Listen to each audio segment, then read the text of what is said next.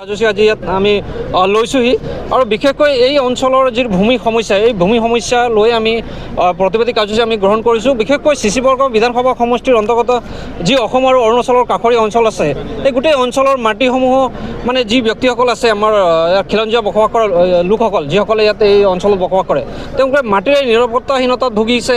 বিশেষকৈ অৰুণাচলী লোকসকলে গোটেই অসমৰ মাটিসমূহ তেখেতসকলে অধিগ্ৰহণ কৰি তেওঁলোকে অৰুণাচলত অন্তৰ্ভুক্ত কৰাৰ এটা ষড়যন্ত্ৰ তেওঁলোকে চলাই আছে। আৰু আমি মানে দেখিছোঁ যে ইয়াত অসমৰ যিসকল প্ৰশাসনীয় বিভাগীয় কৰ্তৃপক্ষ আছে বা ৰাজহ বিভাগ হওক বা প্ৰশাসনে মানে ইয়াত কোনো গুৰুত্ব দিয়া আমি দেখা নাই এতিয়ালৈকে। অকল আপোনাৰ অসম অৰুণাচল সীমাৰ সমস্যাই নহয়, তাত গোটেই মাটিসমূহ মানে NC মাটি হয়। এই গাঁওসমূহ তেওঁলোকে ছাৰ্ভে নকৰাৰ ফলত, এই মানুহ মানে ছাৰ্ভে কৰি মানুহৰ পাট্টা নিদিয়াৰ ফলত এই গোটেই অৰুণাচলী লোকসকলে সেইটো মানে সুযোগ গ্ৰহণ কৰি তেওঁলোকে অধিক মূল্যত ক্ৰয় কৰি মাটিসমূহ মানে ক্ৰয় কৰি অৰুণাচলত অন্তৰ্ভুক্ত কৰাৰ যি ষড়যন্ত্ৰ ৰচনা কৰি আছে, সেই গোটেই বিষয়সমূহ আমি চৰকাৰক আমি দাবী জনাইছোঁ যে এই বস্তুটো বন্ধ হ'ব লাগে। আমাৰ কেইটামান দাবী আছে, আমি প্ৰায় 7টামান দাবী লৈ আজি এই প্ৰতিবাদী কাৰ্যসূচী আমি গ্ৰহণ কৰিছোঁ। আমাৰ প্ৰথম দাবী হ'ল অসম আৰু অৰুণাচলৰ এই সীমা সমস্যা সমাধান কৰিব লাগে। অসমৰ 1 ইঞ্চিও মাটি অৰুণাচলত নিদিয়াকৈ যাতে তেওঁলোকে সীমা সমস্যা সমাধান কৰে, সেই বিষয়টো চৰকাৰে গুৰুত্ব দিব লাগে আৰু ভূমিপট্টা প্ৰদান কৰিব লাগে। গোটেই NC গাঁওসমূহ জৰীপ কৰি তেখেতসকলে তাত থকা যিসকল খিলঞ্জীয়া লোকসকল আছে তেওঁলোকক মাটিৰ পট্টা প্ৰদান কৰিব লাগে। আৰু NC গাঁওসমূহত আমি ইতিমধ্যে দেখিছোঁ যে অৰুণাচলী লোকসকলে অধিক মূল্যত এই মাটিসমূহ ক্ৰয় কৰি আছে আৰু অসমৰ কিছুমান মাটিৰ দালালসকলে তেওঁলোকে পইচাৰ লালসাত অৰুণাচলী লোকসকলক মাটি বিক্ৰী কৰি আছে। সেই গোটেই কাৰবাৰটো বন্ধ হ'ব লাগে। অৰুণাচলী লোকসকলৰ নামত মাটিৰ যোনটো ৰেজিষ্ট্ৰেশ্যন সেইটো হ'ব নালাগে আৰু যিসকলে মাটি বিক্ৰী কৰিলে সেই গোটেই মানুহসকলৰ ওপৰত তদন্ত হ'ব লাগে, কিয় কাৰণে তেখেতসকলে অসমৰ মাটি বিক্ৰী কৰিছে। আৰু অৰুণাচলী লোকসকলেও তেওঁলোকে আহি অসমৰ মাটি কিনিছে হয়, এতিয়া তেওঁলোকে আমি দেখিছোঁ যে চিলাপথাৰতো অৰুণাচলী লোকসকলে মাটি কিনিছে, ডিব্ৰুগড়ত মাটি কিনিছে, কিন্তু সেইটো নহয় যে তেওঁলোকে ডিব্ৰুগড়ত মাটি কিনাৰ ফলত ডিব্ৰুগড় গোটেই এৰিয়াটো তেওঁলোকে অৰুণাচলত সোমাই ল'ব। তেওঁলোকে আহিছে অসমত মাটি কিনি দিছে, আমি তাত কোৱাত একো আপত্তি নাই, কিন্তু তেওঁলোকে মাটি কিনাৰ পিছত এই মাটিখিনি যে অৰুণাচলত অন্তৰ্ভুক্ত কৰা যি ষড়যন্ত্ৰ ৰচনা কৰিছে, সেই গোটেই কিবাটো বন্ধ হ'ব লাগে।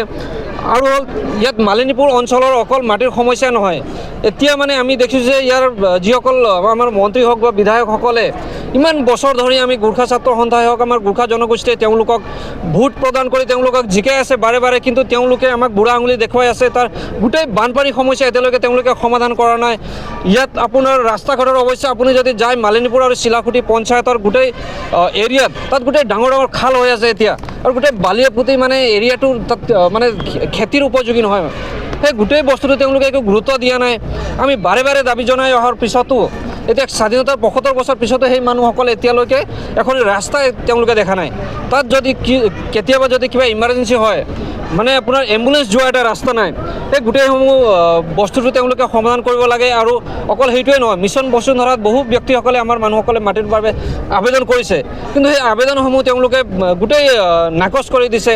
আৰু যিসকলে 1 বিঘা মাটিৰ কাৰণে আবেদন কৰিছে তেওঁলোকক 1 কঠা মাটি প্ৰদান কৰি তেওঁলোকে বাকীসমূহ তেওঁলোকে আবেদনটো ৰিজেক্ট কৰিছে। এই গোটেই বিষয়সমূহ চৰকাৰে অতি শীঘ্ৰে এই সমস্যাসমূহ সমাধান কৰিব লাগিব। যদি তেওঁলোকে সমস্যা সমাধান নকৰে, আমি 15-20 দিনলৈকে আমি বাট চাম। যদি তেওঁলোকে সমস্যা সমাধান নকৰে, এই ইলেকশ্যনৰ আগে আগে গোৰ্খা জনগোষ্ঠীৰ লোকসকলে কিন্তু এটা মানে আমি বিকল্পৰ আমি ব্যৱস্থাৰ কাৰণে আমি ভাবিবলৈ আমি বাধ্য হ'ম। আৰু অকল আজি এক প্ৰতিবাদী সভাই আমি আয়োজন কৰিছোঁ, আমি ৰাইজক আজি সজাগ কৰিছোঁ ইয়াতে। আৰু যদি আমাৰ সমস্যাখিনি তেওঁলোকে সমাধান নকৰে, পৰৱৰ্তী পৰ্যায়ত আমি পথ অৱৰোধ কাৰ্যসূচীৰ পৰা আৰম্ভ কৰি আমি প্ৰতিবাদী আমি কিবা সভাৰ পৰা আৰম্ভ কৰি আমি ভোট বৰ্জন পৰ্যন্ত আমি কাৰ্যসূচী আমি গ্ৰহণ কৰিবলৈ আমি